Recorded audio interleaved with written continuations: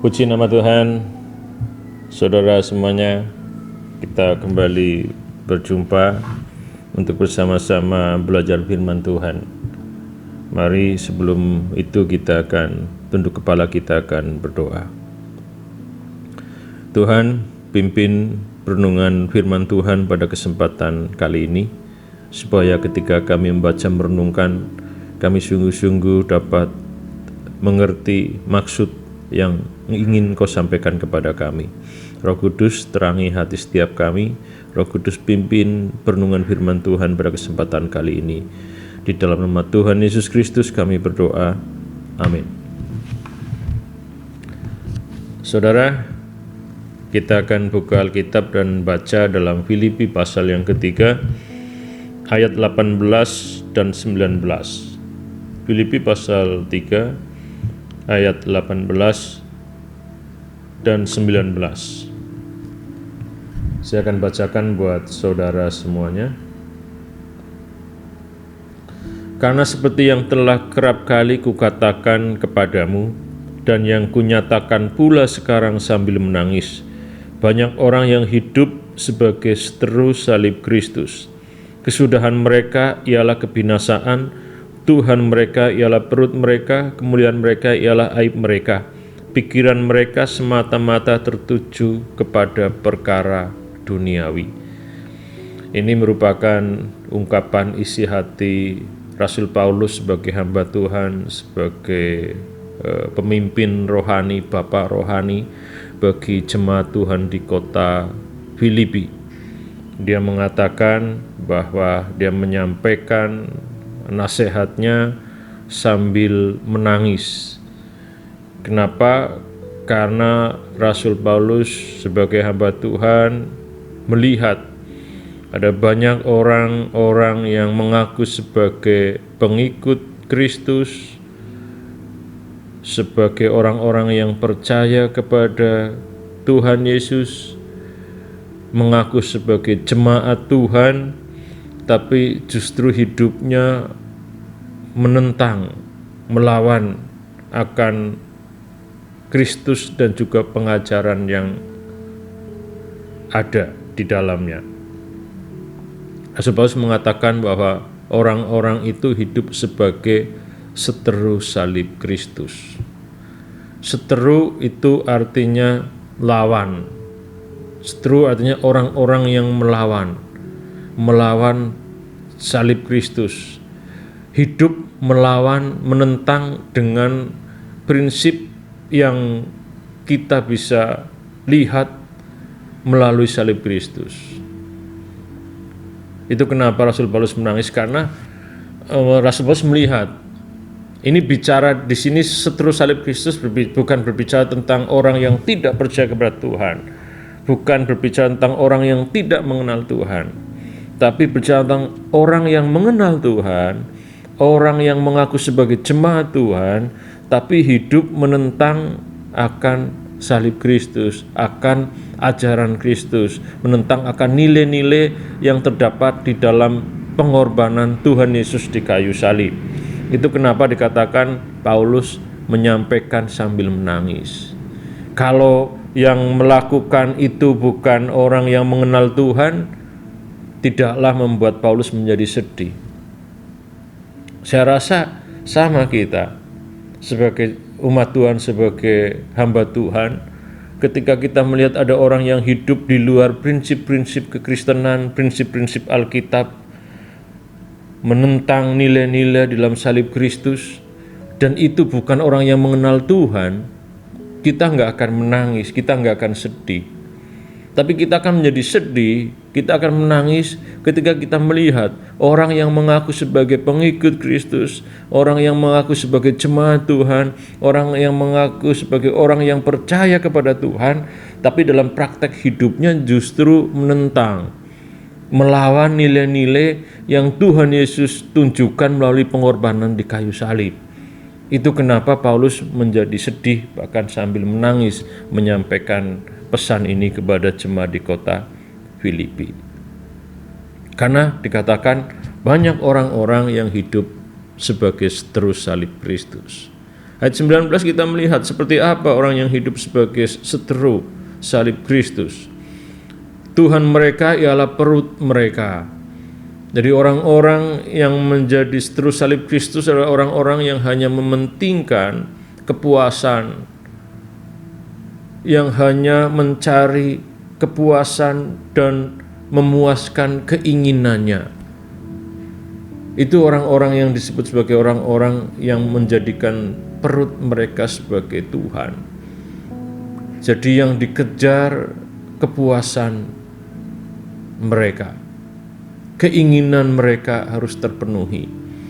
Padahal ketika kita belajar, kita melihat tentang salib Kristus, Tuhan Yesus disalib bukan untuk kepuasan dirinya dan juga bukan untuk keinginannya, memenuhi keinginannya, tapi untuk kepentingan kita orang-orang berdosa, bukan untuk kepentingan dirinya.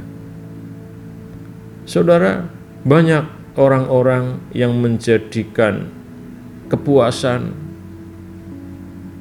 dan juga keinginan menjadi utama.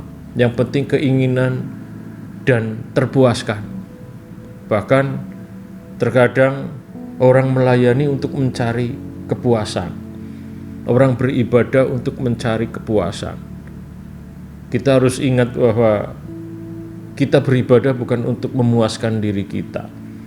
Kita beribadah sebagai respon kita karena kita menyadari betapa Tuhan sudah baik kepada kita. Tuhan sudah menyelamatkan kita, dan Tuhan minta kita untuk beribadah, bersyukur, dan kita lakukan itu. Enggak berbicara tentang supaya kita puas atau tidak. Juga ketika melayani bukan bicara kita memuaskan diri kita.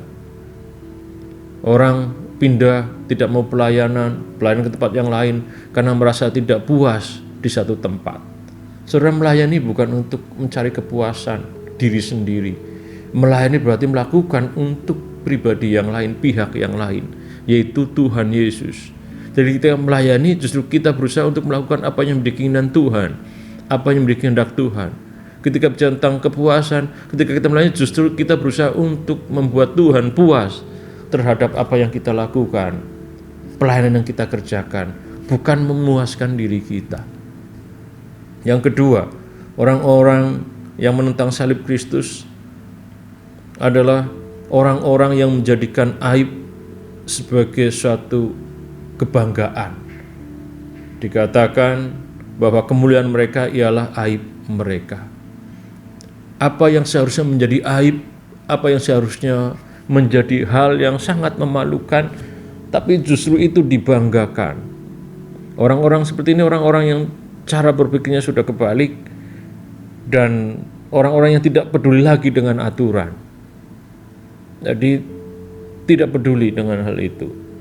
Bahkan pelanggaran-pelanggaran terhadap aturan, pelanggaran-pelanggaran terhadap hukum Tuhan, semakin banyak melanggar, semakin banyak hidup di luar dari ketetapan Tuhan, justru orang ini merasa bangga, merasa hidupnya lebih luar biasa dibanding dengan yang lain. Bangga dengan dosa, bangga dengan kejahatan, bangga dengan pelanggaran. Dan kalau kita lihat, banyak orang-orang yang sebenarnya hidup yang seharusnya itu adalah aib, tapi justru menjadi kebanggaan. Hidup yang sungguh-sungguh itu bertentangan dengan firman Tuhan, tapi menjadi satu kebanggaan. Saudara bisa renungkan dan bisa lihatlah anak-anak orang-orang yang mengaku sebagai orang Kristen, tapi kita bisa melihat orang-orang yang hidup yang seharusnya itu menjadi sesuatu yang memalukan, karena itu menentang dan melawan hukum Tuhan, melawan kehendak Tuhan, tapi mereka dengan bangga menjalani hidup yang seperti itu. Saudara bisa lihat, saudara bisa renungkan makna ini. Tapi banyak orang yang menjadikan aib justru sebagai satu kebanggaan. Yang ketiga, orang-orang yang hidup sebagai seteru Kristus adalah orang-orang yang hanya berpikir kepada hal-hal yang duniawi, perkara-perkara duniawi. Mereka tidak lagi fokus kepada hal-hal yang bersifat atau tertuju pada kehendak Tuhan, tapi hanya berbicara tentang hal-hal yang bersifat duniawi, bukan surgawi.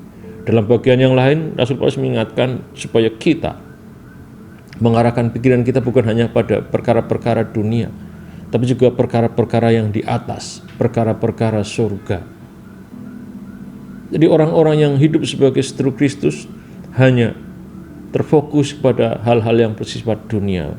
Bahkan ketika bicara tentang pelayanan pun fokusnya hanya kepada apa yang ada di dunia. Ketika pelayanan, ketika beribadah, melakukan sebuah kegiatan dalam gereja, kegiatan pelayanan, fokusnya pada hal-hal yang sebenarnya bersifat duniawi. Fokusnya bukan untuk kemuliaan Tuhan, fokusnya bukan untuk Tuhan yang di sorga, tapi fokusnya buat orang-orang yang ada di dunia. Tidak lagi kepada Tuhan yang di sorga. Hanya memikirkan perkara-perkara di dunia. Sehingga sibuk menyiapkan ini, menyiapkan itu, tapi fokusnya bukan untuk memuliakan Tuhan, bukan untuk kemuliaan Tuhan, tapi fokusnya supaya orang-orang dunia akan menilai, akan melihat, dan akan memberikan penilaian yang lebih bagus. Dan fokusnya itu. Dan sekarang kita sering sekali melihat, dan mungkin kadang-kadang kita terjebak ketika kita menyiapkan kegiatan acara, apakah Natalan, Paskah, atau kegiatan-kegiatan ibadah yang lain. Seringkali kita hanya terfokus memikirkan hal-hal yang bersifat duniawi, bahkan ketika kita sedang berbicara tentang ibadah, tapi fokus kita hanya pada hal-hal yang bersifat dunia. Sebenarnya itu juga bisa dikatakan kita sedang menentang, kita sedang hidup sebagai seteru salib Kristus. Oleh karena itu, mari melalui perenungan firman Tuhan ini kita bersama-sama merenungkan, mengingat kembali. Kita ini sekutu Kristus, sekutu salib Kristus, bukan seteru salib Kristus. Jadi hiduplah sebagai sekutu salib Kristus, jangan hidup sebagai seteru salib Kristus. Tuhan Yesus memberkati kita semuanya. Kita berdoa. Terima kasih Tuhan, apa yang kami renungkan, Engkau yang akan meteraikan itu pada hati kami, pikiran kami, bahkan kami dimampukan untuk melakukan apa yang sudah kami renungkan, apa yang sudah kami pelajari. Kami bersyukur untuk firman-Mu, kami bersyukur untuk perenungan pada kesempatan kali ini. Di dalam nama Tuhan Yesus Kristus kami berdoa. Amin.